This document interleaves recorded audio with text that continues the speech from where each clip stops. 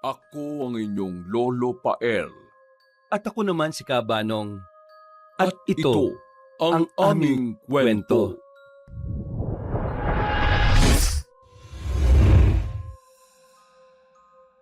Nay, nandito na po ako. Oh, Jairo anak. Bakit late ka na nakauwi ah? May dinaanan ka pa ba pagkatapos ng klase mo? Wala naman po, Nay. Grabe po kasi.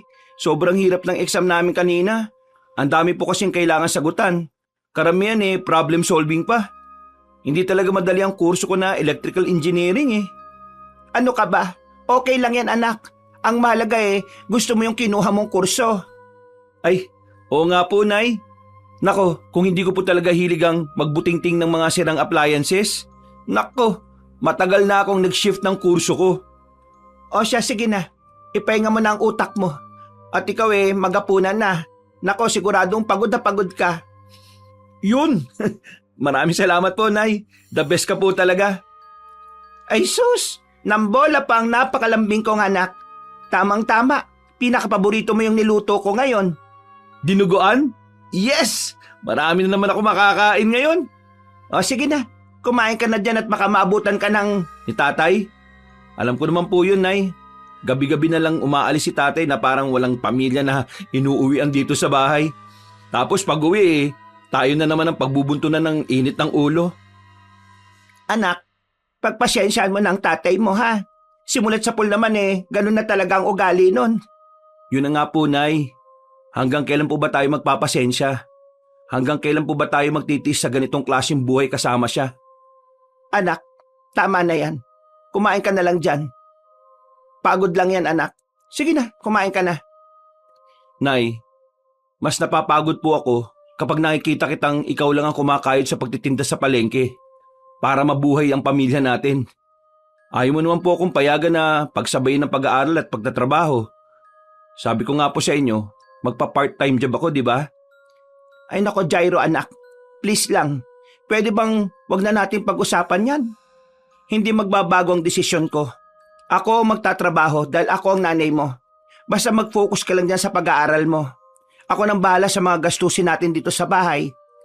Kayang-kaya ko naman ang pagtitinda sa palengke. Nakakapagod pero ayos lang naman ako, anak. Nay, wag ka po mag-alala. Pagkatapos ko makagraduate at makapagtrabaho po kagad ako, makakalis po tayo sa ganitong klase ng buhay. Iaahon po kita sa hirap. Iwanan natin si tatay. Wala rin namang pagbabago sa kanya. Ngayon pa lang, para rin naman tayong walang haligi ng tahanan sa pamamahay na ito. Gabi-gabi na lang wala. Pag umaga naman nasa mga kainuman niya. Basta Nay, mag-aaral po ako mabuti para makagraduate po ako at makapaghanap ng magandang trabaho. Para mabigyan kita ng magandang buhay. Anak, wag mo namang alisin sa pangarap mo ang tatay mo. Ama mo pa rin yon. Pero, Jairo anak, salamat ha sa pagiging isang mabuting anak. Basta, kahit na ano mangyari, tandaan mo, mahal na mahal kita. Mahal na mahal ko rin po kayo, Nay. O sige na, bilisan mo nang kumain dyan at umakyat ka na sa kwarto mo pagkatapos ha. Magpahinga ka na. Opo, Nay. Yun ang araw-araw na nadadatna ni Jairo sa kanilang bahay. Ang pamilya na kanyang kinalakihan. Ang kanyang ina na naghahanap buhay para sa kanila. At ang kanyang ama na minsan lang niyang nadatnan sa kanilang bahay. Habang si Jairo naman ay nagsusumikap na makapagtapos ng kanyang kursong electrical engineering upang umasenso ang kanilang buhay. Rosita! Rosita! Ah, Jason, andito ka na pala. Naku, pasensya ka na at hindi ko kagad naubos sa mga paninda kong gulay sa palengke. Matumal ang benta ngayon at parang walang masyadong tao Kaya hindi ko muna isinara ang tindahan. Makasakaling kahit papano may bumili pa. Bonyemas! Wala ka man lang bang iniwang pagkain dito? Ni malamig na tubig, wala? Pasensya ka na, Jason. Ibababa ko lang muna itong dala kong mga tirang gulay at magluluto na ako ng makakain mo. Nay? Oh, nandito na pala yung magaling mong anak Himala, nandito na po pala kayo, Tay. Akala ko po hindi na ito yung bahay na inuuwian nyo Aba, bastos kang bata ka! Sumasagot ka na Jason, pupusat na ng anak mo. Tama na yan. Huwag mo akong pigilan, Rosita. Yang bastos mong anak ang sawayin mo. Baka kung ano pang magawa ko dyan eh. Hindi po ako bastos, Tay. Ikaw ang hindi ka respeto. May pinagkaiba yun. Jairo, anak, ano ba? Tama na. Bumalik ka na muna sa kwarto mo. Hindi, Nay. Masakit sa akin na nakikita kong pagod na pagod kayo at nagpapakirap na magtinda sa palengke. Habang nakikita ko tong si tatay, uuwi sa bahay galing sa kung saan, pero wala naman dalang pera. Tapos ano, pagbubuntanan kayo ng galit. Ikaw na nga itong nagpapakahirap na buhayin ng pamilya natin eh. Ni hindi nga siya naghahanap ng trabaho. Tapos ako, galing ako sa school. Pagod na pagod ang utak sa pag-aaral. Tapos pag uwi ko, ganyan palagi ang gagawin niya. Sino bang mananahimik kung kailangan ko na magsalita sa mga araw-araw na nakikita ko sa inyo? Kaya hayaan niyo po kung sabihin ko ito. At marinig ni tatay, galing sa akin. At sino ka para pagsalitaan ako ng ganyan? Pinuhay ka lang namin, Jairo. Wala kang utang na loob ah. Anak lang kita dito sa pamamahay na ito. Kaya manahimik ka dyan. Kung hindi ano? Anong gagawin niyo sa akin, Tay? Sige, gawin niyo na. Ano? Arang awa na ninyo. Tumigil na kayong dalawa. Jairo, anak. Sige na. Umakyat ka na sa kwarto mo. Tama na yan. Sige, Nay. Mas mabuti na nga lang yatang umakyat ako kaysa makipag-usap sa walang kwentang tao. Yan, tama yan. Umakyat ka sa kwarto mo at ayoko makita ang pagmumukha mo. At ikaw naman, Rosita, magluto ka na at nagugutom na ako. Bilisan mo! Pag-akyat ni Jairo sa kanyang kwarto, nagtakip siya ng unan sa ulo at sumigaw ng buong galit. Labis siyang nakaramdam ng sama ng loob dahil sa inastan ng kanyang ama. Kung di lang talaga dahil kay nanay, baka matagal na ako umalis dito sa bahay na ito dahil sa ugali ng tatay kong yan eh. Kakainis! Parang hindi siya ama sa akin ha. Pinapangako ko sa sarili ko, hindi ako susunod sa mga yapak niya. Kapag ako nagkapamilya, hindi ko siya tutularan. Sa akin mapuputol ang ganong sistema ng pamilya namin. Sana sa ibang katawan na lang talaga napunta yung kaluluwa ko nung ipinanganak ako eh. Sana doon sa mayroong tatay na mapagmahal sa anak na lang. Kung bakit pa kasi dito sa katong ito ako napunti?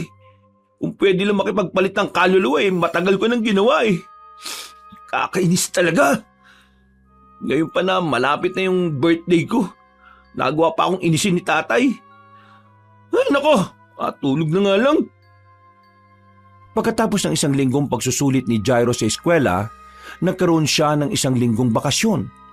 Kaya para makapagpahinga, hindi siya lumabas ng kwarto. At mas ginusto na lamang niyang magkulong at magmukmok dahil ayaw niyang makita ang kanyang ama. Pero maya-maya'y kumatok ang kanyang ina sa pinto ng kanyang silid. Anak, pwede ba akong pumasok sa kwarto mo? Oo naman po, Nay. Bakit po? May kailangan po ba kayo? Birthday mo na sa Miyerkules, hindi ba? 4 na araw na lang yon. Oo nga po, Nay. Magbe-21 na po ako.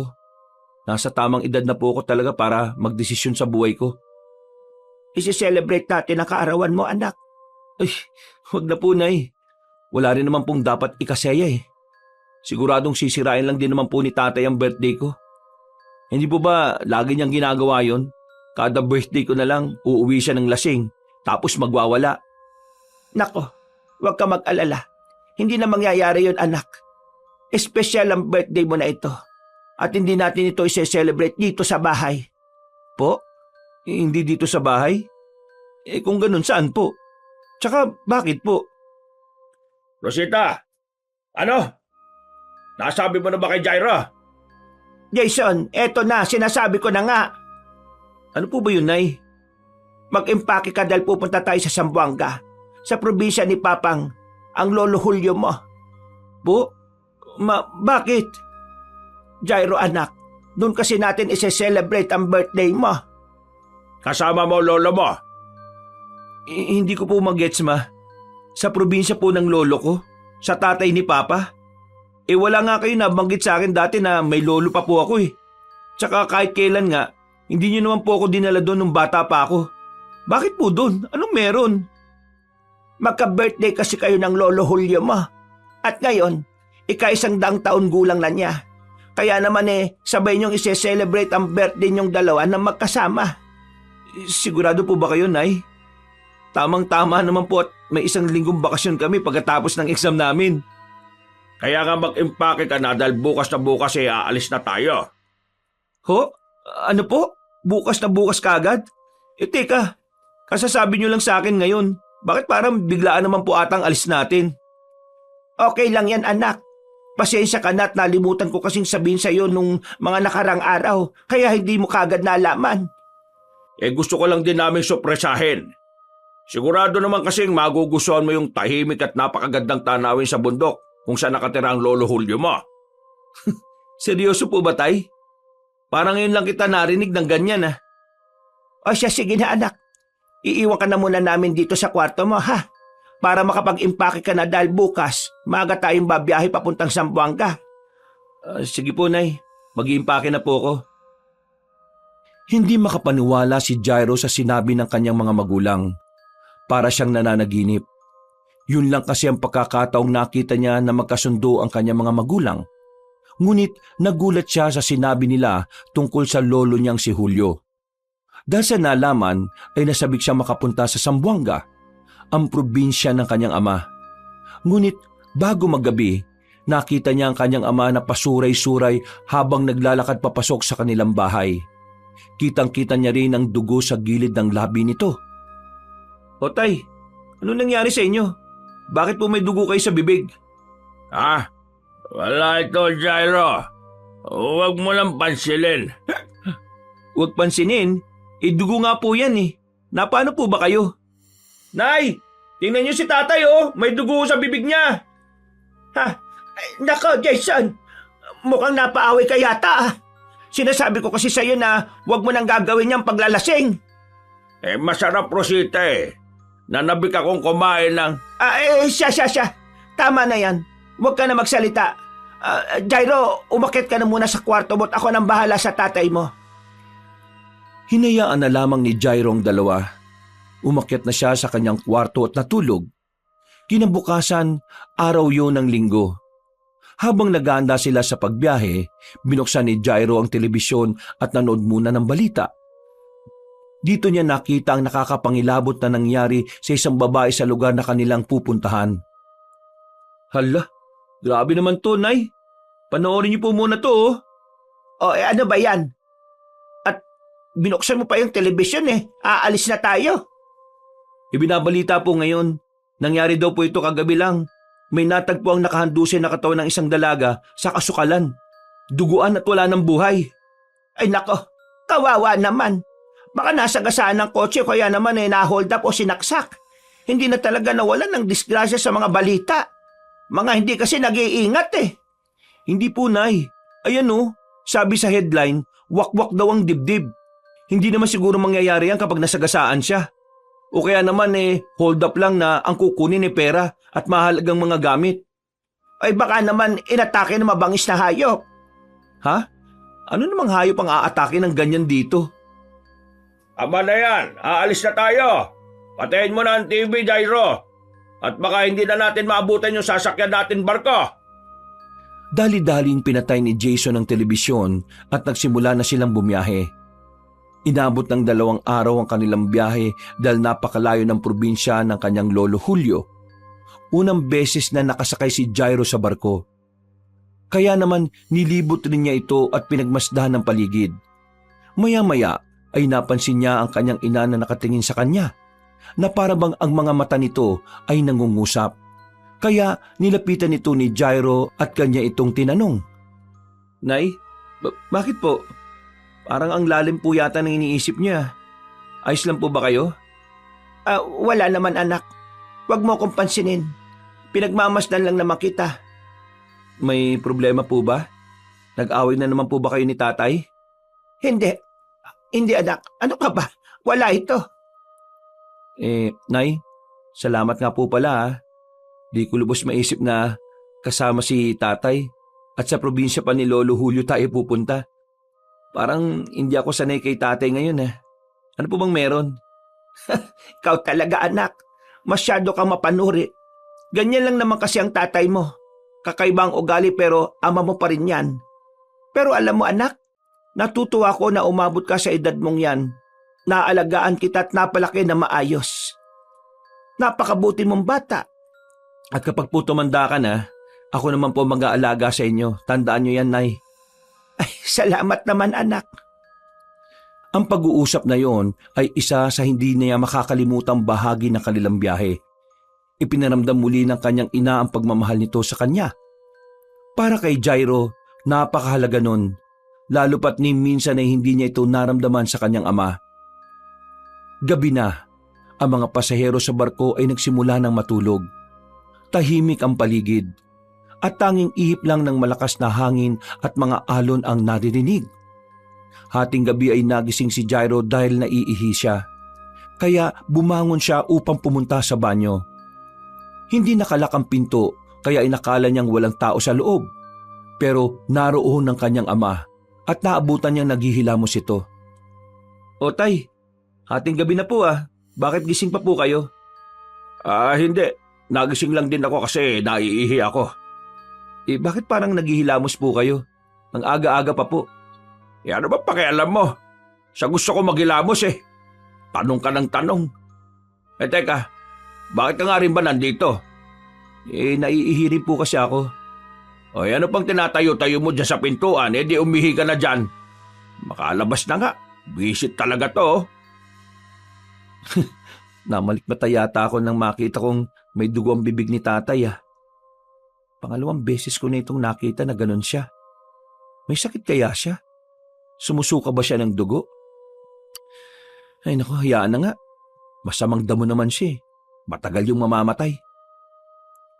Araw ng Lunes, ang barko ay malapit ang dumaong sa pier ng Zamboanga. Ngunit narinig ni Jairo ang usap-usapan ng mga pasahero sa barko na dahilan ng pangingilabot ng mga pasahero.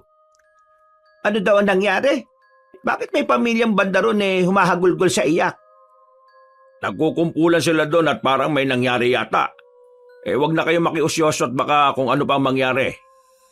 Narinig ko po sa mga tao na naroon, nawawala daw po yung 3 taong gulang na anak na lalaki nung ginang. Nagising na lang daw po siya at wala na po sa tabi niya yung bata. Ay sus Maria Josep, pati ba naman dito sa barko may nangyayaring ganyan? Mabuti na lang at malaki ka na anak. Hindi ka na kailangang bantayan. Baka naman kung saan lang nagsuot na sulok-sulok ng barko. Nilibot na po nila yung buong barko pero hindi po nila ito nahanap. Ang nakita lang daw po nila ay isang kapares ng sapatos ng bata na nasa CR. Natanggal po yata sa paa ng bata bago mangyari yung trahedya sa kanya. Ang hinala nila, nahulog daw po sa dagat. May parte kasi sa dulo ng barko na malaki ang awang. Baka dun daw po sumot kaya galit na galit yung asawang lalaki dahil pinabayaan po nung ina na mawalay sa tabi niya yung bata Ay nako, nakakaawa naman. Siya, ang isipin na lang natin ay ang pagpunta natin sa bahay ng Lolo Julio mo. Hayaan na natin sila na ma-resolve ang problema nilang pamilya. Ang pangyayaring yon sa barko ay nagbigay ng masiding takot sa lahat ng pasahero. Ngunit ganun pa man, matapos ang halos 2 araw na biyahe, matiwasay na nakadaong ang barko sa Zamboanga. Grabe, ang haba po pala ng biyahe papunta dito. Pero sulit na sulit dahil ang ganda po talaga dito. Napakasarap ng simoy ng hangin. Sabik na po ako makapunta sa bahay ni Lolo. Nako, sigurado mag-i-enjoy ka dito. Oo nga po, Nay. Siguradong marami din ako makikilala dito ng mga bagong kaibigan kahit saglit lang tayo magbabakasyon. Yan ang wag na wag mong gagawin dito, Jairo. Ho? Bakit po, Tay? Hindi ba ako pwede makipagkaibigan sa mga taga dito? Nandito tayo para i-celebrate ang kaarawan mo, yun lang. Kaya nga po, Tay. Hindi ba dapat meron akong makilala ng mga tao dito para kahit papano may maimbitahan naman tayo sa birthday ko at bumisita sila para makakain ng mga ihahanda natin? Anak, pasensya ka na pero tama ang sinabi ng tatay mo. Po? Teka, bakit po, Nay? Ano po bang dahilan kung bakit hindi ako pwede makipagkaibigan sa mga taga rito? Jason, ikaw na nga magpaliwanag. Jairo, sa bundok kung saan naroon ang bahay na tinitirhan ng lolo mo, hindi ka pwedeng lumabas, ni makipag-usap sa mga tao. Wala kang dapat pagkatiwalaan lalong-lalo na sa mga hindi mo kakilala. Kung merong magtanong sa'yo, wag na wag mong sasagutin ng totoo. Lalong-lalo na, wag mong ipapaalam kung saan ka nakatira. Kung tanungin ka nila kung saan ka nakatira, sa ibang direksyon mo ituro. Kung meron man silang ibibigay sa iyo huwag mong tatanggapin. Hindi mo rin dapat hayaan na masundan ka nino man at malaman ang daan pauwi sa bahay ng lolo mo dahil delikado. At siguradong hindi mo matatandaan ang lahat ng sinabi ko sa iyo, kaya ang pinakamaganda mong gawin ay huwag ka na lang lumabas ng bahay hanggang sa makalis tayo sa lugar na ito pagkatapos ng birthday mo. Ho? Ang boring naman po pala ng celebration ng birthday ko. Ano yun? Tayo-tayo lang? Anak, tama ang tatay mo. Sa pagkakataong ito, kailangan mo munang sumunod. Naintindihan mo ba? Sige po, Nay. Mukhang wala naman po akong ibang mapagpipilian eh. Pero ano po bang gagawin ko sa bahay ni Lolo?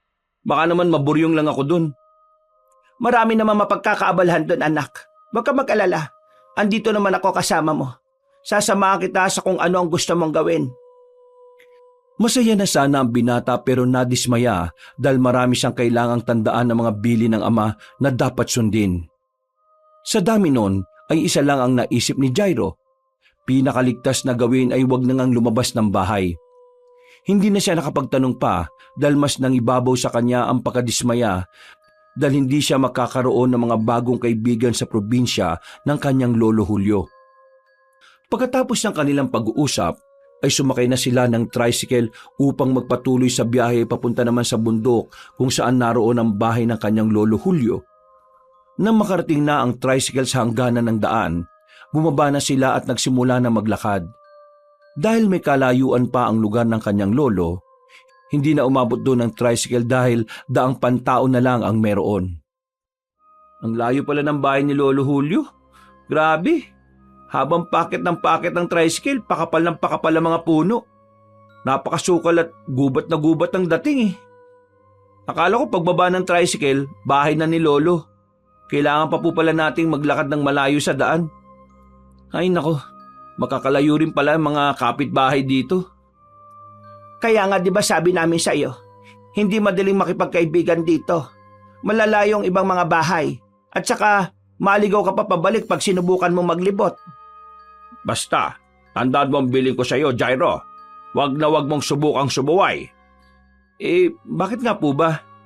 Kasi tatamaan ka sa akin pag hindi ka sumunod. Ang dami mong tanong, di mo na lang gawin. Jason, tama na. Ayun, nakikita ko na yung bahay ni Papang. Konting lakad na lang at makakarating na tayo. Ay, salamat naman. Bilisan natin, Jason. At malapit na magdilim. Tingnan nyo at baka may nagmamasid sa atin. Ganun po ba dito? Delikado ang mga tao? Hindi tayo pwedeng makita? Oo anak. Hindi lang mga taong delikado rito. Rosita, tama na. Bakit po? Bukod sa tao, ano pa pong delikado? Mga mababangis na hayop, baboy ramot, asong gubat. Meron yan dito. Kaya sinasabihan kita para hindi ka na mapano. Nakakatakot naman po pala dito. At sa susunod, huwag ka ng maraming tanong ha. Yun ang dahilan ng mga magulang ni Jairo kung bakit hindi siya pwedeng lumabas ng bahay. Dahil sa mabangis na mga hayop na gumagala sa bundok kung saan nakatira ang kanyang lolo Julio. Nang marating na nila ang bahay, namangha si Jairo dahil malaki ito at makalumang disenyo. Dalawang palapag ito na merong malalaking bintana at estilo ng bahay ay tila kapanahunan pa ng mga Kastila. Ikinagulat din nila na mag-isa lang ang kanyang lolo Julio na nakatira doon. Matanda na ang kanyang lolo pero malakas pa ito at nakakalakad na mabilis. Masaya silang sinalubong na matandang lalaki. Jason, anak! Abay maligayang pagbabalik dito sa ating bahay at kasama mo pa ang iyong mag-ina. Papang, magandang hapon po. Magandang hapon po, Papang. Rosita, ikaw na ba yan? Ay sus, hindi pa rin nagbabago ang mukha mo. Napakaganda mo pa rin, Ineng. Ang swerte niyo naman at napakaayos na katawan ninyo ngayon. Siya nga po pala, Papang. Si Jairo po, ang apo ninyo. Jairo, anak, magmano ka sa lolo Julio mo. Magandang hapon po, Lolo Julio. Mano po, masaya po ako makita at makilala kayo. Nako, napakagandang binata naman ang apo kong ito. Ay nako, kayo din po Lolo. 100 taong gulang na po kayo pero ang lakas-lakas nyo pa rin. Ano po sikreto nyo? Ay nako, Hayaan ba't sasabihin ko sa iyo ang aking sekreto. Pero hindi muna ngayon. Masaya ako na nandito na kayo. Lalo ka na, Jairo. Malapit na akong mas lumakas pa. Napakaswerte ko sa iyo. Napakagandang lalaki mo. Ano po yun, Lo? Ay, ang sabi ko, maswerte ako at may apo kong katulad mo na napakakisig ka ko. Hindi ko po kasi naintindihan kanina. Pasensya na po. Ay, kabata-bata mo ba'y bingi ka na? Tingnan mo ang lolo mo. Malayo pa lang rinig na rinig ko na kayong paparating. Papang, ipapasok na po namin ang mga bagahe para makapagpahinga na po ang mag-ama. Ako na lang din po ang magluluto ng kakainin natin para sa hapunan mamaya. O siya, tamang-tama. At may mga nakahanda ka ng mga karne at gulay dyan. Ikaw nang bahala, Rosita. Ay sige, tuloy kayo sa aking bahay. Nilibot kaagad ni Jairo ng tingin ang kabuuan ng bahay pagkapasok nila. Habang inihahatid siya ng kanyang ina sa magiging kwarto niya, pag-akyat nila sa ikalawang palapag, namangha ang binata dahil sa lawak ng bahay. Meron sariling sala at may 4 na magkakalayong kwarto. Isa para sa kanyang lolo Julio. Ang pangalawang kwarto naman ay para sa kanyang ina at ama. Habang si Jairo naman ay doon pinatulog sa isang kwarto na malapit sa pang-4 na kwarto na hindi raw ginagamit. Nay, grabe po no? Ang ganda pala ng bahay ni Lolo. Ang laki at parang sinaunang bahay. Sa tanda ba naman ng lolo mo nakapagpundar talaga siya ng magandang bahay. Mayaman po pala si Lolo. Bakit parang hindi naman natin ramdam kay tatay? Ano ka ba? Iba naman ang yaman ng magulang sa anak. Sa bumukod ng tatay mo Ay, siya nga po pala, Nay. Bakit po 4 ang kwarto? Mag-isa lang po ang lolo. Oo. Kasi may kapatid na lalaki ang tatay mo. Dito sila dati nakatira. Isa sa lolo mo, sa tatay mo, sa kapatid niya. At ang pang-4 na kwarto para sa mga bisita. Kapatid? Wala naman po kayo nabanggit na meron akong tito. Nako, mahabang kwento yon anak. Tingnan mo nga ang tatay mo sa ugali. Di ba mahirap pakisamahan? Sigurado ako, ganun din ang problema niya sa kapatid niya. Kaya hindi niya kinukwento. Sa bagay. Sana pala nung bata pa ako dinala niyo na ako rito. Ito ang tamang pagkakataon na makapunta ka rito. Dahil espesyal ang araw niyo ng lolo mo sa Miyerkules. Oo nga po O sige po, Nay. Magliligpit na muna ako ng mga gamit ko. O siya, sige. Maiwan na kita dito sa kwarto mo, ha? At magliligpit na rin ako ng gamit namin ng tatay mo. Nang makapagsimula na ako magluto ng pagkain natin para sa hapunan. Pagkatapos ayusin ni Jairo ang kanyang gamit sa loob ng kanyang kwarto at nakapagpahinga ng kaunti, pagkatapos ay lumabas siya at nilibot ang ikalawang palapag ng bahay bago maggabi. Wow! Ang bintahan na. Parang isang malaking portrait. Tapos natatanaw ang napakagandang view ng bundok.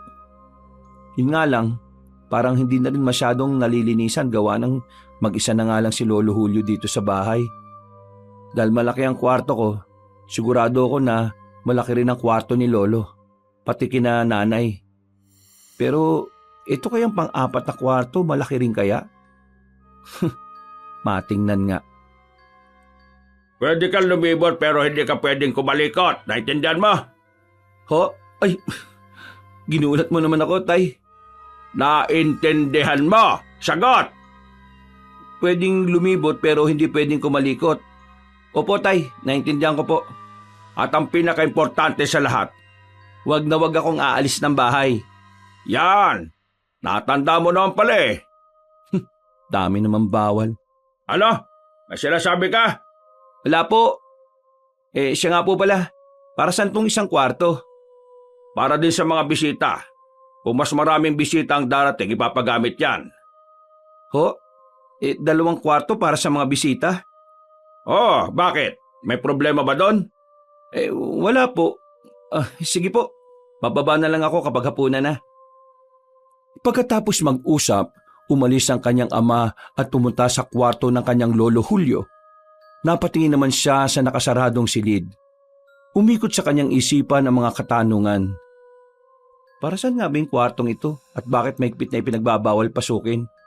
Hindi naman binanggit ni tatay ang sinabi ni nanay na meron siyang kapatid. Siguro, meron nga silang hindi pagkakaunawan kaya hindi niya ito mabanggit sa akin. Siguro, yung bakanteng kwarto na ito ay para sa kapatid ni tatay. Pero nakakapagtaka kasi ni isang litrato ng kanilang pamilya ay walang nakadisplay sa buong bahay. Siguro nga hindi ganun kaayos ang pamilya nila. Gusto ko mang maintindihan ng pamilya ni tatay para maintindihan ko rin sana kung saan siya nanggagaling yung ugali niya eh. Pero parang hindi siya bukas para ipaalam to sa akin. Ito ang unang beses na nakarating ako kung saan nagmula si tatay. Kaya gusto ko sanang kunin ang pagkakataong ito na kahit paano makilala ko siya. At baka sakaling ito ang maging paraan para magkalapit kami.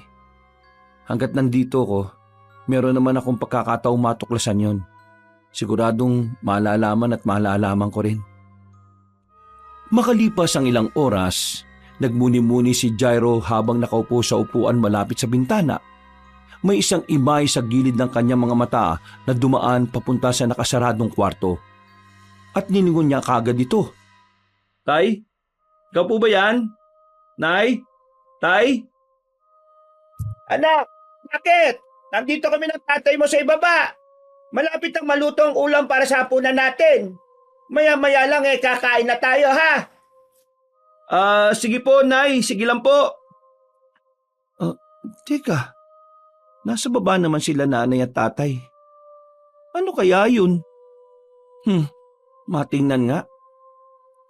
Lumikot ang isipan ni Jairo, kaya binalak niyang silipin ang silid.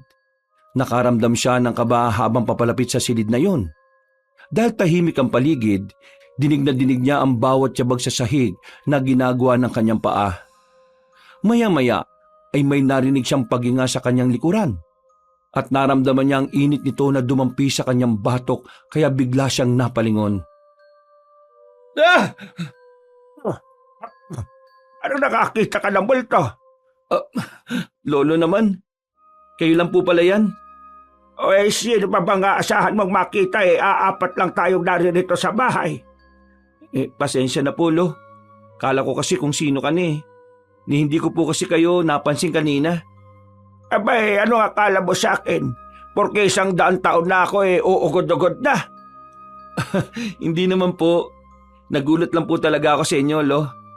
Baka mahilig ka sa kape at ang bata mo pa nervyoso ka na. Luto na ang pagkain, anak! Baka na! Tawagin mo na rin ang Lolo Julio mo! Pababa na po, Nay! Tara na po, Lo. Kain na po tayo. O siya, mauna ka na at susunod ako. Habang sila ay naghahapunan, pinagmasdan ni Jairo ang kanyang mga magulang. Masayang masaya siya dahil yun ang unang pagkakataon na kakain silang magkakasama at kasama pa ang kanyang Lolo Julio. Kain na tayo! Wow! Napakasarap naman ito, Nay. Adobong atay at balon-balunan ng manok. Pero pwede ba nito si Lolo may edad na po siya? Ikaw talagang bata ka. Masyado mong minamalit ang edad ko. Mas malakas pa sa kalabaw ang lolo mo.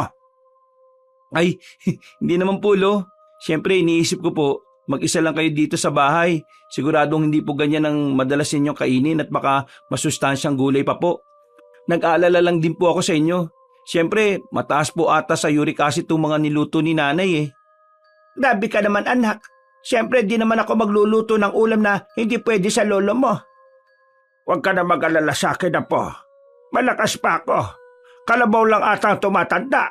At saka, ilang araw na lang lalakas ulit ang Lolo Julio mo dahil masisiguro ko namang madadagdagan ng taong ko sa mundong ito. Aba na yan. Kumain na para makatulog na. At bukas na bukas ihahanda na natin ang pagkain para sa nalalapit ninyong kaarawan. Oo nga, anak. 2 araw na lang at kaarawan mo na.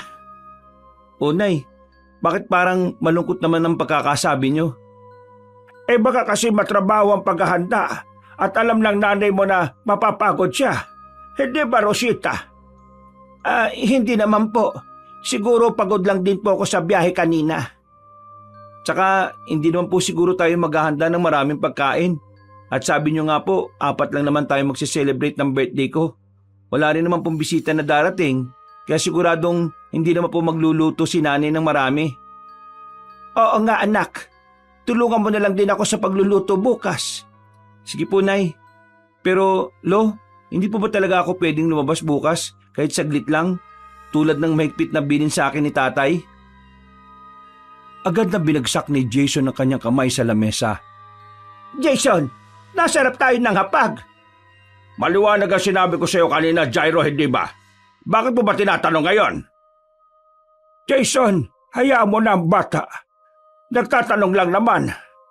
Jairo, apo, pasensya ka na ha. Tama ang tatay mo. Ikinalulungkot kong sa ngayunan ang bilin niya. Pero hindi ka pwedeng lumabas ng bahay. Pero bakit po? Ganun ba kadelikadong lugar nyo? Para hindi pwedeng lumabas ng bahay, Lo?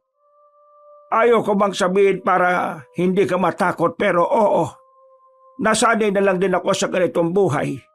Hindi naman ako sigurado makakaabot ng 100 kung hindi ako nasanay. Hayaan mo't 2 araw ka na lang naman na mananatili dito.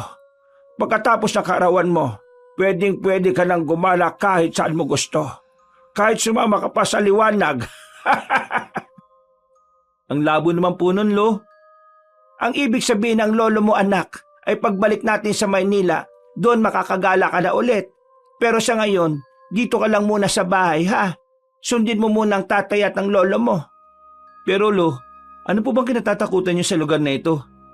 Ako, natatakot. Sila ang dapat matakot sa akin. Malakas pa ang lolo mo eh. Lolo naman nagbibiro pa eh. Ano nga po? Tama na yan. Tapusin ang pagkain. Natapos ang kanilang hapunan nang hindi pa rin nasasagot sa isipan ni Jairo ang mga katanungan niya. Umakyat na siya sa kanyang kwarto at nagpahinga. Pagkaiga sa kama, tumitik siya sa kisame habang nag-iisip. Nakakainis talaga si tatay, kahit kailan. Kung di ko nga lang siya ama, baka pinatulang ko na talaga yun eh. Ay naku, ganun lang ba talaga ugali niya o sadyang hindi lang siya sinasabi sa akin? Dumating kami dito sa bahay ni Lolo hapon ng Lunes. Kalahating araw pa lang ay tinatagal ko dito, pero ang dami ko ng katanungan. Bakit bawal ako lumabas? Nasaan ang kapatid ni tatay na sinasabi ni nanay? Anong nasa loob ng kwartong nakasarado? Sana, bago man lang ako umalis ng bahay na ito, masagot na yung mga katanungan ko. Parang ang daming lihim ng pamilya namin eh. Sa dami ng kanyang iniisip, nakatulog na siya. Ilang oras ang nakalipas ay nagising siya na nagtataka dahil nakaupo na siya sa upuang malapit sa bintana na nasa sala ng 2 palapag ng bahay. Oh, bakit ako nandito? Parang kanina lang nasa higaan ako natutulog. Bakit nandito na ako sa upuan? Paano ako napunta dito? Sino nagdala sa akin? Teka, ano ba bumabalot sa paligid?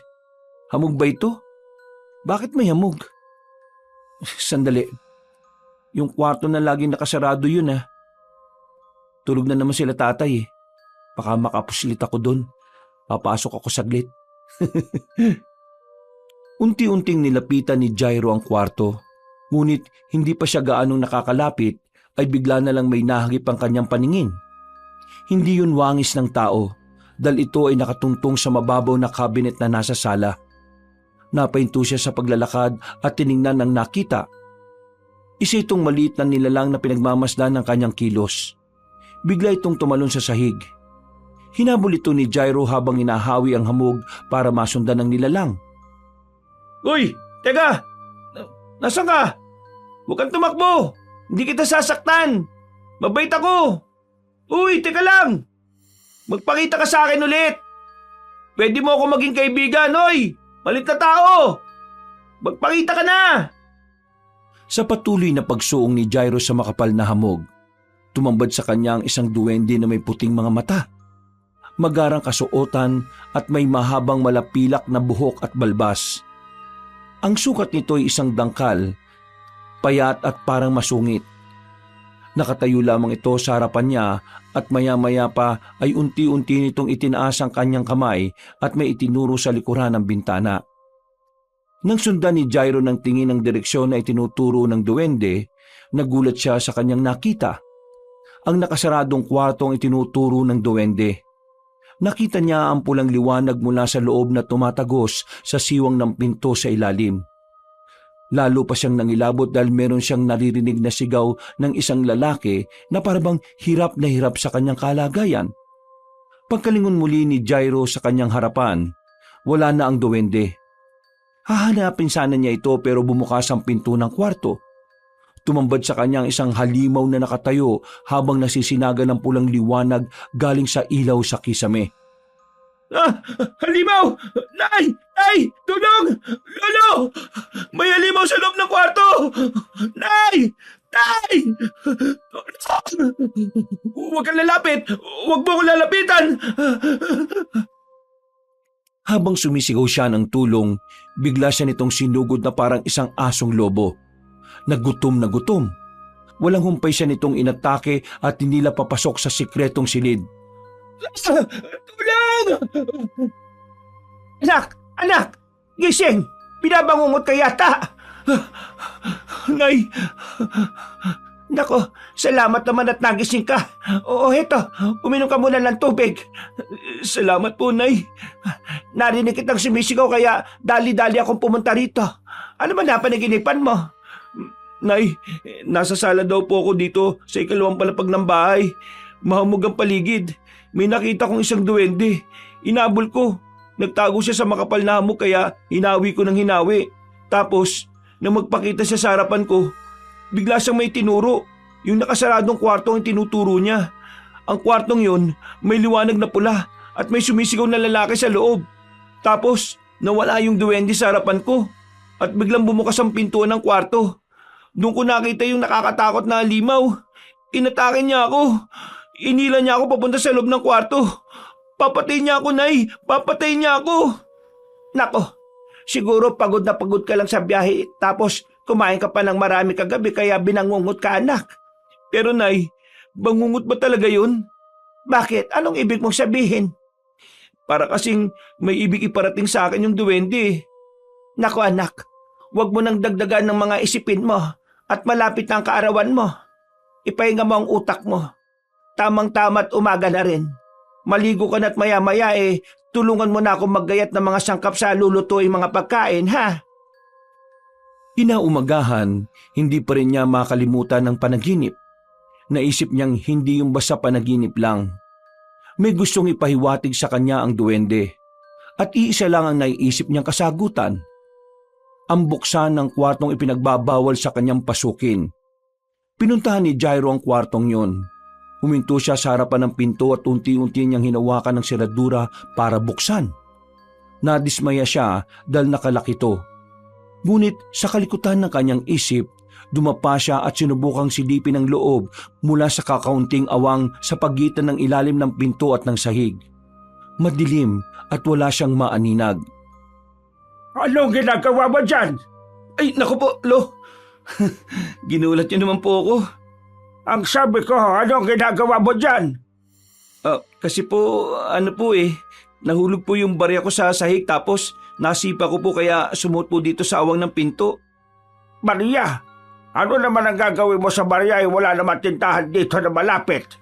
Isa pa, bilin ng tatay mo na huwag kang lalabas ng bahay, hindi ba? Nasa loob po kasi ng short ko. Pagkalabas po ng kamay ko, ayun, tumilapon po. O sige na, tulungan mo na ang nanay mo sa paghahanda sa kusina para bukas magluluto na lang. Ako na kukuha ng barya mo sa kwartong yan. Antayin ko na lang po na kunin nyo, Lo. Gaano ba kahalaga yung barya na yan? Ginto ba yan? Hindi naman po, Lo. Ito naman, mapagbiro po talaga kayo. Hindi ako nagbibiro, Jairo. Mahalaga ba ang barya para antayin mo pa kung buksan ng kwarto? Ang barya nga bang mahalaga, Apo? Po? Lo? Ang sabi ko, ang barya nga bang mahalaga o mas mahalaga ang sumunod ka sa iyong lala? Ay, siyempre po ang sumunod sa inyo, Lo. Ito na nga po at aalis na nga po ako. Hindi nagtagumpay si Jairo na makita kung ano ang nasa loob ng kwarto. Pero hindi pa rin siya sumusuko. Habang siya ay nasa kwarto at nag-iisip, bigla siyang tinawag ng kanyang ina. Anak, Jairo, halika na. Bumaba ka na, tulungan mo ako dito. Tulungan mo ako mag-gayat ng mga Ricardo para bukas diretso na natin lulutuin. Sige po, Nay. Eto na po, nandyan na po. Okay ka lang ba? Bakit ganyan ang mukha mo? Pakiramdam ko po lalagnatin ako dahil sa panaginip ko na yun Ay naku anak, panaginip lang yon. Ano ka ba? Wala yan. Ay teka, naiihi ako. Magbabanyo lang ako saglit ha. Ikaw na munang bahala dito. Saglit lang ako.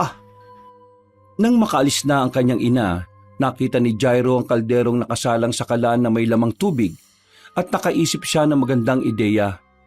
Dali-dali siyang kumuha ng bimpo at isinawsaw ito sa mainit na tubig. Idinampi niya ito sa kanyang leeg pagkatapos pigaan. Idinampi niya rin yun sa noo at kilikili matapos pababain ang init ng bahagya. Maya-maya ay naramdaman niya na paparating na ang kanyang ina. Kaya pinunasan niya agad ang basang parte ng kanyang katawan na pinagdampian ng bimpo. At umupo na parang walang nangyari. Saka nag-inarte. Oh anak, bakit nakaupo ka na dyan? Sabi ko sa iyo, gayatin mo ang mga Ricardos, hindi ba? Nay, parang masama po kasi pakiramdam ko Parang nilalagnat talaga ako. Ha? Masama ang pakiramdam mo? Patingin nga. Pasalat nga ng noo at leeg mo. Ay, nako. Oo nga. Mukhang nilalagnat ka nga. Ganun ba nakaapekto sa iyo yung panaginip mo? O baka naman naninibago ka lang dito sa probinsya? Baka po pareho yun. Nahihilo po ako at parang gusto ko lang po munang magpahinga. O siya, umakyat ka muna sa kwarto mo at magpahinga ka. Ako na munang bahala dito. Sige na, umakyat ka na. Maraming salamat po. Sige po, magpapahinga na po muna ako, Nay. Nang makakyat na si Jairo sa kanyang kwarto, agad niya itong inilak. Pagkatapos ay pumuslit palabas ng bintana. May mga nakauwang na kahoy ang pader ng bahay at ginawa niya itong tungtungan upang makababa ng hindi nahuhulog. Nang siya ay matagumpay na nakababa, nakita niya ang kanyang ama at ang kanyang lolo na nag-uusap. Talaga ba? Nakita ko siyang sinisilip ang uwang sa sahig ng kwarto. Mabuting at ikinandado ko ang pinto. Mukhang gusto niyang pasukin ang silid na yon. Nakita ko rin siyang kinakalikot ang pita ng pintuang yon. Makulit ang anak mo. Hindi mo dapat hayaang ulit-ulitin niyang usisain ang kwarto.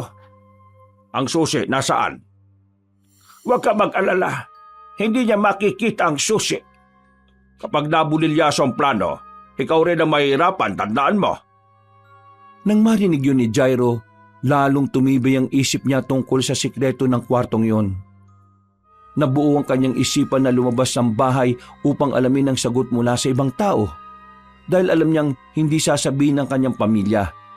Nang araw na yon, lumabas siya.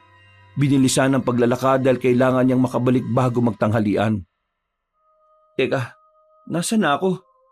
Naku, nawawala na yata ako. Ano ba kasi itong pumasok sa isipan ko? At dito ko pa sa labas hinanap ang sagot sa mga tanong ko. Puro puno naman nandito. Naliligaw na yata ako. Atay, naliligaw ka yata. Opo, Manang. Parang naliligaw na nga po yata ako. Teresita nga pala ang pangalan ko. Naka po, dito ka pa naligaw at masukal ang gubat na ito. Mabutit nakita mo ko.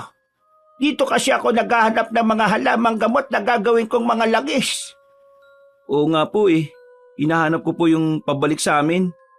Siya, dayo ka lang dito sigurado ako. Halata namang taga-syudad ka dahil sa kutis mo. Saka kung taga rito ka hindi ka maliligaw. Opo, bumisita lang po ako sa lolo ko. Dito po ako magse-celebrate ng birthday ko. Saan ka ba nakatira? Baka sakaling kilala ko at maihatid kita sa inyo. Nang marinig ni Jairo ang tanong ni Manang Teresita, naalala niya ang bilin ng kanyang ama na huwag magbibigay ng kahit anong impormasyon kahit ang daan papunta sa kanilang bahay ay hindi din pwedeng sabihin. Kay Lolo Piping po. Basta po, kubo lang po yun na maliit. Ha? Piping ka mo? Aba, dito na ako lumaki sa lugar na ito at tumanda. At halos kabisado ko ang lahat ng bahay dito. At kilala ko rin ang mga nakatira pero sigurado ako na walang Piping na nakatira rito. Hindi ko po kasi alam ang tunay niyang pangalan eh. Kasi ngayon ko lang din po siya nakilala. Pero Lolo Piping po kasi ang tawag ko sa kanya. Ay, ganun ba? O siya, kung ganun hindi na kita matutulungan dyan.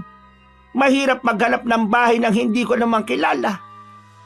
Sige po, hanapin ko na lang po ang daan pa uwi. Makikita ko rin po yun. O siya, sige. Pero huwag kang magpapagabi, ha? Nako, delikado rito. Hindi ka dapat abutan ng dilim dito. Bakit niyo po nasabing delikado ang bundok na ito? Lalo na po pag madilim. Ano po bang meron dito? 2 balbal. Uri ng aswang. Sinasabing napakatagal na panahon nang naninirahan dito ang 2 balbal na yon. Namimerwisyo ito sa mga taga rito. Nilalapa ang mga alagang hayop at minsan pa ay nakakapambiktima ang mga ito ng mga tao. Aswang po? Ibig sabihin po, totoo mga aswang? May aswang dito sa bundok? Oo, ang 2 balbal na yon ang kinatatakutan dito sa amin. Nung bata pa ako, malimit na mambiktima ang balbal, pero katagalan, madalang na. Bakit po hindi niyo subukang hulihin? Ay nako, Totoy, manilenyo ka nga at walang alam sa mga nangyayari dito. Ilang beses na namin ginawa yan, pero tuso ang mga aswang na balbal at sadyang malakas. Sa bawat pagtangka naming tugisin, may isa sa mga taga rito ang namamatay. Kaya minabuti na lamang naming huwag gambalain ng mga aswang.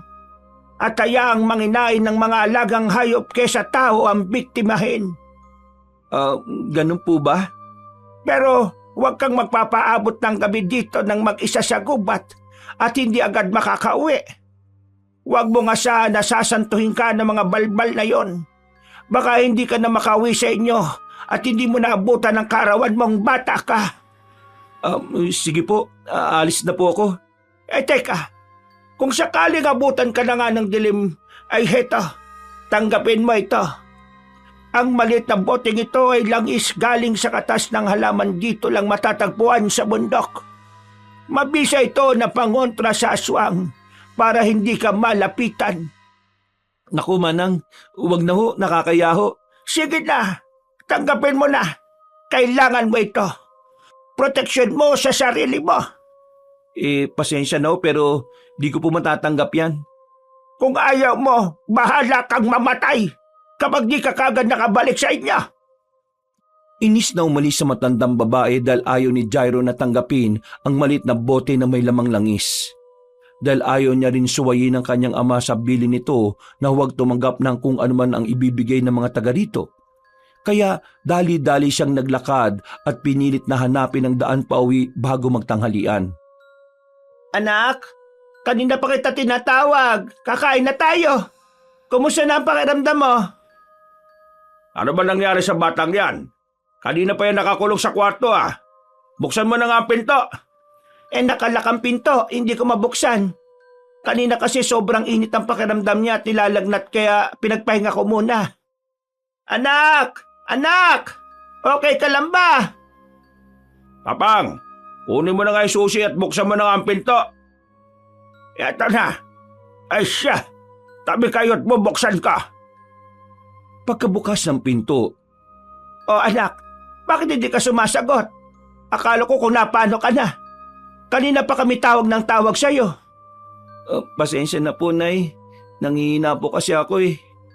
O ba't parang hingal na hingal ka at pawis na pawis? Kasi po... Ay nako, sige lang. Maganda yan at pinagpapawisan ka na. Ibig sabihin nawawala na ang lagnat mo. Oo nga. Nako, ingatan mo ang katawan mong yan. Hindi ka dapat magkasakit. Ako ang mapiperwisyo dyan. Matanda na ang lolo mo, Jairo. Ingatan mo sarili mo. Baka mahawaan mo pa si Papang. Mas maiging ikaw ang magkasakit dahil bata ka pa kaysa sa lolo mo. Jason naman, huwag ka naman magsalita ng ganyan. Tama na. Siyang tunay naman, Rosita. Kaya magpagaling kang bata ka. O siya, iwanan na muna natin yan at hatiran mo na lang ng pagkain, Rosita. Sa baba na tayo kumain. Tara na, Jason. Sige po, Papang. Magpahinga ka na, anak, ha? Tama yan at napapawisan ka. Naku, basang-basa ng pawis ang likod mo. Palitan mo na ang damit mo at baka mabinat ka pa. Sige po, Nay. Salamat po. Oh, bakit may mancha ng lupa tong damit mo? Nagkulong ka lang naman dito sa kwarto. Baka po kanina sa baba nung pag-akyat ko, nasagi ko po yung halaman sa paso na nasa gilid ng hagdan. Sa sobrang hilo ko po. Ay, ganun ba? O siya, sige. Maiwan na kita dito at hatiran na lang kita ng pagkain. Muntik nang mabuko ang pagpuslit ni Jairo sa labas.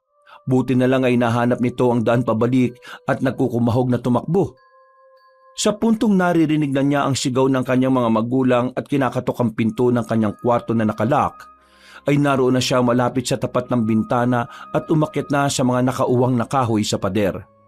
Sa muling pagtawag ng kanyang ina ay sinagot na niya ito. Pasok lang po, Nay. Hindi po nakalak ang pinto. Jairo, apo. Ito na ang pagkain mo. Ay, Lo, bakit kayo pa yung nagdala ng pagkain ko? Sabi ko sa nanay mo, ako na ang magdadala. At kanina pa pagod na pagod yung kakaikot sa kusina para magluto dahil hindi mo naman natulungan. Naku, pasensya na po, Lo. Pakilapag na lang po yung pagkain ko sa mesa na nasa sulok at kukunin ko na lang po mamaya. Baka mahawa pa po kayo sa akin pag lumapit kayo. May sakit ka nga ba talaga? Po? Opo, masama lang po ang pakiramdam ko talaga. Siya nga pala. Tiningnan ko sa loob ng kwarto ang barya na sinasabi mong nahulog. Wala naman ako nakita. Ay, nahanap ko na po, Lo. Hindi po pala doon sumuot yung barya. Pasensya na po, nag-abala pa kayo. Gusto mo ba talaga mapasok ang kwartong yon, Jairo? Po? Lo, kasi... Huwag kang mag-alala. Sa kaarawan natin, doon tayo magdiriwang. Po? Talaga po, Lo? Oo, apo. Gusto ko lang naman naming sorpresahin kaya ayaw mo na namin buksan ang kwarto dahil nare-reserba ko yon para sa araw nating dalawa. Hala, bakit niyo po sinabi sa akin, Lo? Di hindi natuloy sorpresa. Makulit ka kasing bata ka eh. Alam kong gustong-gusto mong pumasok sa loob. Ngayong sinabi ko na sa'yo, huwag ka nang makulit, ha? Sige po, Lo. Pero, Lo, siya nga po pala. May tatanong po ako sa inyo. Ano yon? Wala po. Nakalimutan ko na kaagad. Pasensya na po. Ay, ikaw talagang bata ka. Mas matalas pa ang memorya ko sa'yo. O siya, bababa na ako. Kumain ka na dyan. Sige po, Lo. Salamat po ulit. Itatanong sana ni Jairo sa kanyang lolong tungkol sa aswang na sinasabi ni Manang Teresita, pero naisip niyang mabibisto siya sa kanyang ginawang pagtakas, kaya hindi na niya itinuloy ang pagtanong. Napanatag na rin naman siya dahil nalaman niyang sorpresa pala nila sa kanya ang nasa loob ng nakasaradong kwarto. Kinagabihan, mula sa mahimbing niyang pagtulog, muli siyang nagising sa upuan na nasa sala ng ikalawang palapag ng bahay. Katulad ng nauna niyang panaginip, muling nababalot na makapal na hamog ang paligid. Ngunit sa pagkakataong ito, alam na ni Jairo na nananaginip siya. Kaya luminga-linga siya sa paligid upang hanapin ang duwende. Duwende! Duwende!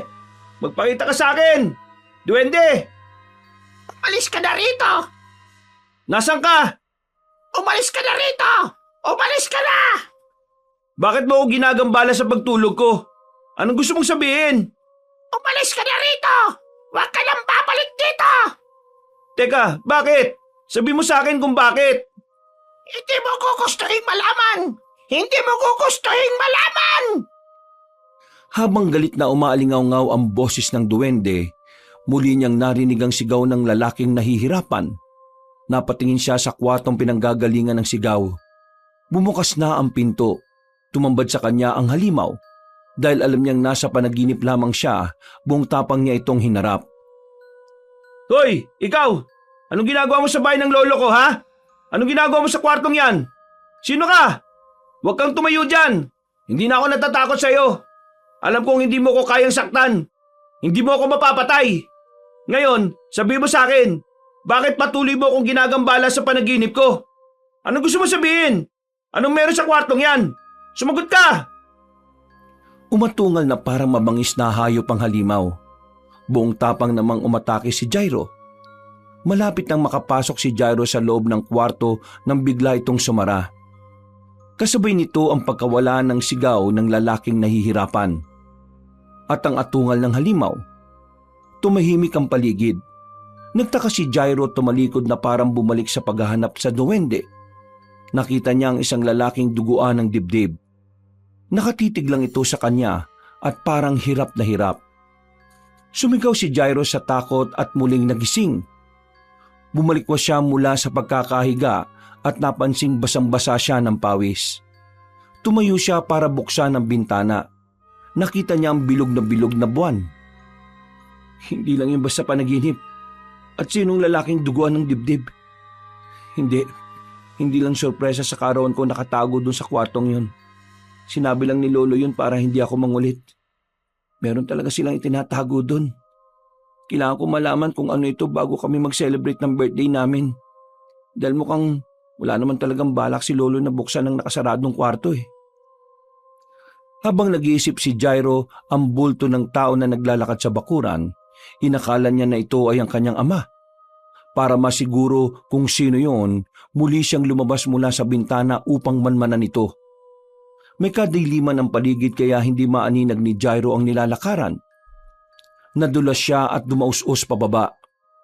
Bago makatayo, ay tumambad sa kanya ang halimaw na nasa kanyang bangungot. Kinilatis niya ng mabuti ang nilalang na nasa kanyang harapan. Nalaman niyang ito ang aswang na balbal na sinasabi ni Manang Teresita. Ang balat nito ay kulukulubot na nangingitim. Ang buhok naman ay parang nalalagas. Ang mga kuko ay mahahaba. Naglalaway ang bibig at may naglalakihang mga pangil. At ang mapupulang mata nito ay nanlilisik at tanda siyang lapain. Kaya sumigaw siya ng ubod ng lakas para humingi ng tulong. Aswang! Wag! Wag mo akong lalapitan! Wag! Nay! Nay! May aswang! Jairo anak! Ay, Jairo! Anong ginagawa mo rito sa labas? Anak, dali, pumasok ka! Ano bang naisip mo't lumabas ka? Nay, merong aswang! Kitang-kita ko! Nasarban ko siya kanina! Nasaan? Wala naman ah! Ano ba pinagsasasabi mo? Nandyan po, nakatayo siya kanina dito. Baka guni-guni mo lang yun, anak. Hindi po ako namamalikmata. Totoo po sinasabi ko. Diyos ko, puno ka ng gasgas. Ano ba yan? Ingatan mo naman yung katawan mo. Kahit hanggang kaarawan mo lang. Pasensya na po talaga. Hala, pumasok ka na sa loob. At ano bang ginagawa mo dito sa labas gabing-gabi na? Diyos ko naman, anak. Ano bang pumasok sa isip mo't nandito ka sa labas, ha? Sagutin mo ang tanong namin pagkapasok natin sa loob. Tara na! Pagpasok nila sa loob, doon siya inusisa ng kanyang mga magulang tungkol sa nangyari. At wala siyang magawa kundi sabihin sa kanila ang lahat. Buti na lang at tulog na tulog ang lolo mo, kung hindi, mabubulabog yon. Sabihin mo nga sa amin, bakit ka nasa labas? Binangungot po ako ulit. Pagkagising ko po, binuksan ko yung bintana para magpahangin. Tapos may naaninig akong anino sa bakuran. Bumaba ako mula sa bintana. Sa sobrang dilim ay hindi ko makita yung tinatapakan ko kaya dumaus-us po ako at nahulog. Ibig sabihin kaya mong lumabas ng bahay mula sa bintana ng kwarto mo? Sorry, Tay. Yung mancha ng lupa sa damit mo nung tanghali na nadatnang ka namin pawis na pawis. Lumabas ka doon, Ana. Sorry, Nay. Let's kang bata ka. Anong bilin ko sa'yo? Huwag na huwag kang lalabas ng bahay, hindi ba?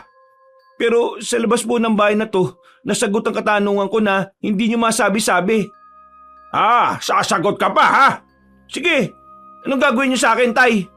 Bakit hindi niyo sa akin masabi ang tungkol sa aswang? Mas mahirap bang sabihin na lang sa akin ang dahilan kung bakit hindi ako pwedeng lumabas? Kaysa sabilinan niyo ako na huwag lang lumabas nang hindi ko alam ang dahilan? Bakit hindi niyo masabi sa akin na may aswang dito sa lugar na ito, ha? Anak, tama na. Ano? Dahil nasa loob ng nakasaradong kwarto ang aswang? Anong pinagsasasabi mo, Jairo, ha? Sino yung lalaki na matay dyan na duguan ng dibdib? Sige nga, sabihin nyo nga sa akin. Jairo, saan mo nakuha ang sinasabi mo? Sagutin nyo, Nay! Sino yung lalaki na matay sa kwarto? Sino? Ba't bastos kang bata ka, ha? Bastos, tinatanong ko kayo, bakit hindi niyo masagot? Isang malakas na sampalang binigay ni Jason kay Jairo. Tama na! Jason, tama na! Mawa ka sa anak mo! Anak ko! Rosita, anak ko! Mga leche kayo! Bahala na kayo dyan! Subukan mo lang na lumabas ulit kung hindi ka namin pabayaang lapay na kinatatakutan mong aswang! Pagkatapos umalis ng kanyang ama, ang sigawan ay napalitan ng iyakan nilang mag-ina. Bakit ganun si tatay, Nay? Bakit? Anak, pasensya na. Wala akong lakas na ipagtanggol ka sa tatay mo. Hindi niya ba ako anak, Nay? Bakit ganun na lang niya ako pagsalitaan? Ano ba talaga ako sa kanya, Nay? Anak, pamilya tayo. Tandaan mo yan. Pamilya, Nay? Hindi ko ramdam eh. Kahit nga ngayong nalalapit na ang karawan ko, ganito pa rin nangyayari sa atin. Parang hindi ko naman ramdam na kaya tayo pumunta dito eh, para ipagdiwang ang karawan ko eh. Parang karawan lang ni Lolo talaga yung gusto nyo ipagdiwang at sinama lang talaga nyo ako dito. Kasi kung ganun, bakit ganyan si tatay sa akin? Anak, ang mahalaga mahal kita. Yan ang tatandaan mo. Bukas sa karawan mo, ipinapangako ko na ipaparamdam ko sa iyo kung gaano kita kamahal. Tandaan mo yan. Dahil sa pag-aalo ng kanyang ina, nakatulog siya. Miyerkules, ang pinakahihintay nilang araw. Nagkulong lang sa kwarto si Jairo. Hindi siya lumabas maghapon hanggang makita niyang lumubog na ang araw. Maya-maya ay may kumatok sa pinto ng kanyang silid. Anak, pwede bang pumasok? Sige lang po, Nay. Pasok lang po kayo. Anak, ayos ka lang ba? Hindi na po ako magsisinungaling. Hindi po ako okay, Nay. Anak, kaarawan niyo ng lolo mo ngayon. Gusto ka niya makita. Ito na rin ang huling araw natin dito sa bahay ng lolo mo. Kailangan mo lumabas ng kwarto. Bumaba at magpakita sa kanila. Para ano, Nay? Para makita si tatay? Paano ko ma-enjoy ang birthday ko kung ganito? Heto. Hinatiran kita ng tubig. Uminom ka muna. Salamat po, Nay. Tamang-tama at uhaw na po talaga ako. Anak, sorry. Sorry sa lahat. Patawad. Nay, wala ka naman pong dapat ikahingi ng tawad eh. Basta anak, patawad. Nay, sabi ko nga, wala kang... Teka, Nay, nahihilo yata ako. Anak, patawad. Nay, teka, ba't parang nahihilo ko? Patawad, anak. Patawad. Yun ang huling salita na narinig ni Jairo sa kanyang ina bago siya tuluyang makatulog. Dahil sa tubig na pinainom sa kanya nito. Pagkagising ay nasa loob na siya ng isang kwarto na hindi pamilyar sa kanya. Nilibot niya ng tingin ng paligid. Nakita niya ang iba't ibang uri ng libro sa cabinet. May mga tuyong halaman na nasa bote na nakalagay sa ibabaw ng isang mesa. At ang pinakakapansin-pansin ay ang 2 litrato ng mga lalaki na parang mga sinaunang katutubo. Napansin din niya na nakagapos siya sa isang upuan na napapalibutan ng mga nakasinding kandila. Sa gawing kaliwa niya ay may isa pang upuan na bakante at napapalibutan din ng mga nakasinding kandila. Hindi ba gusto mong pumasok dito, Jairo? Eto na. Tay, Nay, Lolo, ano pong ibig sabihin nito? Maligayang kaarawan sa atin, Jairo, Apo. Ito na ang pinakahihintay kong pagkakataon upang isagawa ang ritual ng pagpapalit. Po? Ritual ng pagpapalit? Teka, hindi ko po kayo maintindihan. Tsaka bakit po ako nakagapos? Pakulan niyo po ako dito, Nay. Kalagan niyo ako, Nay. Anak, patawarin mo ako. Alam kong marami kang katanungan, Jairo. Ngayong gabi, lahat ng yan ay mabibigyan na ng kasagutan. Ako ay uupo na at simulan na natin ang ritual. Nakita ni Jairo na umupo na ang kanyang lolo Julio sa bakanting upuan na hindi kalayuan sa kanyang tabi. Ang kanyang ina naman ay nasa gilid lamang at nakayuko, ni hindi siya matingnan sa mata. Habang ang kanyang ama ay nasa kanyang harapan at titig na titig sa kanya. Bago namin isagawa ang ritual ng pagpapalit, bibigyan kita ng pagkakataong malaman ang lahat, Jairo. Ang nakita mong aswang kagabi ay ang iyong lolo Julio. Ano? Si Lolo ang aswang? At hindi lang siya ang aswang sa lugar na ito. Pati ako. Kami ay mga aswang na balbal. Ha? Ano? Kaya pala may nababalitang mga biktima dito. Si Lolo po ba may gawa? Tapos yung nakita kitang naguhugas ng bibig mo sa loob ng banyo sa barko, may bata na nawawala kinabukasan. Ikaw tayong may gawa nun? Tama ka, Jairo. Alibaw ka! Walang iya ka! Napakahayop po! Ipinapasa namin sa susunod na henerasyon ang itim na binhi na nagbibigay sa amin ng kakayahan upang maging isang malakas na aswang. Sa ganitong paraan, sa bawat henerasyon, merong aswang na patuloy na maghahasik ng lagim sa bundok na ito. Hindi kami namamatay kahit ilang taon pa ang lumipas kung hindi namin ipapasa ang binhi sa aming susunod na salinlahi. Yon ang isa sa sumpa na kayang ibigay ng itim na binhi. Hindi susuko ang kaluluwa namin na kumapit sa katawang lupa kahit ito ay patuloy na tumatanda at naaagnas. Kapag ito ay aming naipasa na sa susunod na magmamana, mawawala ng lakas na binibigay ng binhi sa amin at ang katawan namin ay kusang mawawalan ng buhay. Kung ganun po, ibibigay ni Lolo Julio sa akin ng itim na binhi. Ayoko pong tanggapin. Ayoko maging isang aswang, Nay. Tulungan niyo ako. Pakawalan niyo ako rito. Ganon na nga. Pero huwag ka mag-alala, Jairo. Hindi pa dyan nagtatapos ang lahat. Oo, ipapasa ni Julio sa iyo ang binhi. Pero hindi mo rin naman masisilayan ang iyong buhay bilang isang aswang. Po, bakit? Anong gagawin niyo sa akin? Mula nang maipasa ng aming mga magulang ang binhi sa aming dalawa ni Julio, lubos kaming nahumaling sa lakas na ibinibigay sa amin ng sumpang ito. Para sa amin, ito ay hindi sumpa, kundi isang biyaya. Kaya naganap kami ng paraan upang mapanatili ito sa amin ng mahabang panahon. Dahil ayaw namin itong ipasa sa susunod na henerasyon at gusto naming angkinin ang kapangyarihan na ito. Dito papasok sa eksena ang iyong ina. Naganap kami ni Jason ng mangkukulam na makapagbibigay sa amin ng solusyon. At nakita namin si Rosita, isang makapangyarihang mangkukulam na gumagawa ng ritual ng pagpapalit upang siya ay mabuhay na matagal dito sa mundo. Nag-aanak siya ng babae at ito ay inaalagaan upang mapalaki hanggang sa ito'y magdalaga. Kapag naramdaman na niya ang panghihina ng kanyang katawan dahil sa katandaan, isinasagawa niya ang ritual ng pagpapalit upang mailipat ang kanyang kaluluwa sa kanyang anak na dalaga at makuha ang katawan nito. Ang kaluluwa ng dalaga ay mapupunta sa matandang katawan at kasama itong mamamatay, habang ang kaluluwa ni Rosita at ang bago niyang katawan ay mamumuhay muli sa mahabang panahon at paulit-ulit niya itong ginagawa. Hindi, Nay. Hindi ito totoo. Sabihin niyong hindi ito totoo. Imposible ito. Imposible! Anak, atawad. Nakipagkasundo sa akin sina Julio at Jason. Wala akong magagawa. Kung hindi ko sila tutulungan, hindi nila ako titigilan. Hanggat hindi nila ako napapatay. Kaya tinutulungan ko sila, kapalit ang proteksyon nila sa akin. Anong klaseng mga tao kayo? Ang tunay na Jason ay anak ni Julio. Ang kaluluwa na nasa katawan ni Jason ngayon ay ang kaluluwa ng kapatid ni Julio.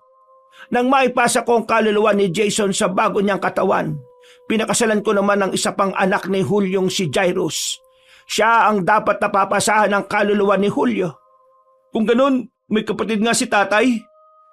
Oo, pero dito sa kwartong ito, sa pagsasagawa namin ng ritual ng pagpapalit noon, sinaksak niya ang kanyang dibdib at namatay.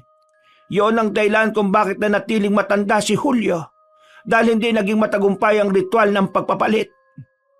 Ang lalaki sa panaginip ko. Kung hindi sana nagpakamatay ang hayop na Jairus na yon, sana'y nanatili pa rin kaming magkapatid ni Julio sa susunod na henerasyon. Ngayon, kung ipapasa niya sa iyo ang kanyang kaluluwa, magiging mag-ama pa rin kaming dalawa. Ibig sabihin, hindi niyo talaga ama si Lolo Julio? Magkapatid kayo? Simula pa nung una? Oo. At ngayon, ipapasa ko ang aking kaluluwa sa anak ni Jairus. Po? Ibig sabihin? Oo, anak. bago namatay si Jairus, iniwanan niya ako ng anak. At ikaw yon, si Jairus ang tunay mong ama. Yun ang dahilan kung bakit gano'n na lang ako tratuhin ni tatay. Dahil hindi kita ama. Tama ba? Wala akong pakialam sa nararamdaman mo sa akin. Ang malaga, Jairo, may pasada ng mahal kong kapatid ang kanyang kaluluwa sa iyo. At muli kami magsasama upang maggasik ng lagim dito sa probinsya at mamuhay muli sa susunod na henerasyon. Hindi makapaniwala si Jairo sa kanyang nalaman. Hindi niya inakala na ang kinalakihan niyang mga magulang ang siyang tutuldok sa kanyang buhay. At ang nakilala niyang lolo ay magpapasa ng itim na binhi at kaluluwa sa kanyang katawan. Ipinikit na lang ni Jairo ang kanyang mga mata at unti-unting tinanggap ang kanyang kapalaran. Rosita, simulan mo na! Makakamit ko ng muli ang bagong buhay. Ilabas mo na ang itim na binhi, Julio, at isasabay ko ang pagpapalit ng inyong mga kaluluwa. Ito na, Jason. Ipalunok mo sa kanya kapag ito'y akin ang nailuwa. Nanlaki ang mga mata ni Jairo nang makita niya ang itim na binhi na lumalabas sa bibig ng kanyang lolo. Kasama ang naglalagkitang laway nito. Unti-unting nanghinang matanda at parang naagnas na bangkay. Maya-maya ay nagsimulang magsambit ng orasyon ng kanyang ina sa ibang lingwahe ng paulit-ulit. Palakas ito ng palakas. Napansin ni Jairo na ang apoy ng mga kandila ay unti-unting lumakas ng liyab. Pero hindi nagbagong apoy sa mga kandilang nakapaligid sa kanya. Rosita, ano ito? Hindi yan ang orasyon na sinasambit mo para sa ritual ng pagpapalita. Nagulat si Jairo nang biglang sumigaw ang kanyang ina ng buong lakas. Kasabay nito ay lumakas din ang apoy ng mga kandila na nakapalibot sa kanyang lolo Julio. At bigla itong nagliyap na parang binuhusan ng gasolina. Pagkatapos nito ay hinagisa ng kanyang ina ng asin ng kanyang ama. At sumigaw ito na parang isang halimaw na binuhusan ng mainit na tubig. Agad na lumapit sa kanya si Rosita at pinatay ang mga kandilang nasa kanyang paligid. Pagkatapos ay dali-dali siyang kinalagan. Anak, tumakas ka na. Ako nang bahala rito. Nay, ano pong ibig sabihin nito? Hindi ba'y pinangako ko sa iyo? Sa karawan mong ito, ipaparamdam ko sa iyo kung gaano kita kamahal. Nay, hindi kita maintindihan. Jairo anak, mahal na mahal ko ang tatay mo. Minahal ko ng totoo si Jairus. Siya ang nagparamdam sa akin ng tunay na pagmamahal. Siya ang nagbigay sa akin ng pagkakataong magbago at talikuran ng pangungulam na ipinasa sa akin ng aking mga ninuno. Yun ang dahilan kaya pinilit ko si Jason na manirahan sa Maynila at baka sakaling magbago din ang kanyang isipan para huwag nang ipagpatuloy ang kadiliman na aming ginagawa. Doon kita pinalaki, inalagaan at minahal. Bilang pangako sa pagmamahal ko sa iyong amang si Jairus. Nang lumaki kang katulad ng ama mo, nakikita ko sa iyo ang pagkatao niya. Isa kang mabuting tao, Jairo. Kaya tatapusin ko na dito ang kadiliman na ginagawa namin. Hindi ko hahayaang madamay ka sa aming kahayupang ito. Pero Nay, sumama ka na po sa akin. Tumakas ka na rin. Hindi anak. Haharapin ko si Jason. Umalis ka na bago pa siya muling magkaroon ng lakas matapos ko siyang sabuyan ng asin. Kailangan makalayo ka dito. Ito ang susi ng kwarto. Ikandado mo pag alis mo. Madali ka. Pero Nay, paano ka? Anak, matagal na kaming nakatakdang mamatay. Tinatakasan lang namin ito sa pamamagitan ng pambibiktima ng mga inosenteng kaluluwa. Matagal na naming dapat nilisan ang mundong ito. Pero inaagaw namin ang kapalaran ng iba. At sila ang nakalalasap ng kamatayan na dapat ay sa amin habang kami ay nabubuhay sa kanilang katawan. Pero dito na magwawakas ang lahat. Nay, mahal na mahal kita, Nay. Mahal na mahal din kita, Jairo. Rosita, hayop ka! Taksil! Traitor! Mapatay kita! Jairo anak, ngayon na! Tumakbo ka na! Kahit na masakit ang kalooban ni Jairo, tumakbo siya at sinarado ang kwarto. Inilak niya ang pinto gamit ang susi na ibinigay sa kanya ng ina at tumakbo palabas ng bahay. Pagkalabas niya, nagulat siya nang biglang sumabog ang apoy sa buong bahay. Napahagulgol siya. Alam niyang ibinuhos ng kanyang ina ang buong kakayahan nito upang siya ay protektahan hanggang sa huli nitong hininga. Habang pinagmamasdan ni Jairo ang nasusunog na bahay, napansin niya ang duwende na nakapatong sa balikat ng lalaki na nagpakita sa kanyang panaginip. Alam niyang ito ang kanyang tunay na ama. Nakangiti ang mga ito sa kanya habang kumakaway. Maya-maya ay tuluyan nang nawala ang dalawa sa liwanag ng araw. Habang inaalala ang lahat ng nangyari, unti-unti niyang naramdaman ang pagod at nawala na ng malay. Sa kanyang paggising, nakita niyang sarili na nasa isang kubo na may mga halamang gamot sa paligid. Nakarinig siya ng pamilyar na boses ng isang babae. May malay ka na. O siya, humigop ka na muna ng mainit na sabaw. Manang Teresita? Tanda mo pa ako. Ikaw, tanda ko pa rin. Ikaw yung binatang naliligaw at ayaw kunin yung proteksyon na ibinigay ko laban sa aswang. Albularya ako, manggagamot sa madaling salita. Nakita ka sa masukal na parte ng gubat na nakahandusay. Nagpagabi ka doon. Anong ginagawa mo doon? Sinabi ko sa iyo, ay nakong bata ka. Butit hindi ka nakita ng aswang doon. Maswerte ka at ako pa ang nakakita sa iyo. Sa masukal na gubat po ninyo ako nakita? Oo, saan ka ba galing? Sa bahay po ni Lolo. Bahay? Wala namang bahay sa lugar na yon. Alam mo, napaka-misteryoso mo. Hay nako, kung di ka lang mukhang inosyente, napagkamala na talaga kitang engkanto. Wala po kayong nakita doon na nasusunog na bahay? Iho, matanda lang ako pero hindi ako bulag. Isa pa, kabisado ko ang bundok. Sa ilang beses kong nagpapalibot-libot para manguhan ng mga halamang gamot, dala ko isang albularya. Nakakasigurado kong walang bahay doon. Naalala ni Jairo na ang kanyang ina ay isang mangkukulam at kaya nitong gumawa ng orasyon para ikubli ang pinagtataguan ng mga aswang na balbal. Kaya hindi tumahanap ng mga taga roon para tugisin. Baka namalikmata lang po ako at naligaw nga. Maraming salamat po, Manang Teresita. O siya, tinulungan na kita ngayon. Siguro naman hindi ka na mangangambang tanggapin ang tulong ko sa iyo. Kaya ibibigay ko sa iyo isang botelyang pangontra sa aswang. Baka sakaling maligaw ka na namang bata ka. Baka hindi na kita makita. Tatanggapin mo na ba? Salamat na lang po pero mukhang hindi ko na po yan kailangan, Manang. Ay sus, Mariosip kang bata ka. Ewan ko sa iyo. Yun ang huling araw ni Jairo sa probinsya at umuwi na siya sa Maynila. Itinuloy niya ang kanyang buhay kahit mag-isa na lamang sa buhay. Pinagsabay niya ang kanyang pag-aaral at pagpa-part-time job upang mapagtapos ang kanyang sarili. Taon ang nakalipas at siya ay nakagraduate. Nagtayo siya ng sariling repair shop at unti-unting umasenso sa buhay. Sa kabila ng mga nangyari, hinarap niya ang bawat araw na may pag-asa. Sa puntong ito, ang nangyari sa kanyang pamilya ay nanatiling lihim at nananatili na lamang sa kanyang mga alaala. Wakas.